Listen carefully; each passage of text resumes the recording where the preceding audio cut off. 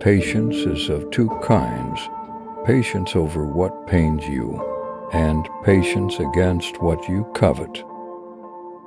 He who has 1,000 friends has not a friend to spare, and he who has one enemy will meet him everywhere.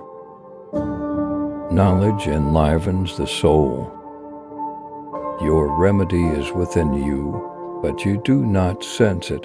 Your sickness is from you, but you do not perceive it.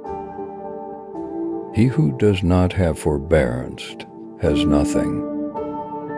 Your remedy is within you, but you do not sense it. Your sickness is from you, but you do not perceive it. People are slaves to this world, and as long as they live favorable circumstances, they are loyal to religious principles.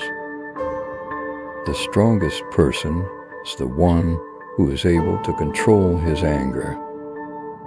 Your words are your prisoner. Once you have spoken them, you become their captive. A fool's mind is at the mercy of his tongue, and a wise man's tongue is under the control of his mind.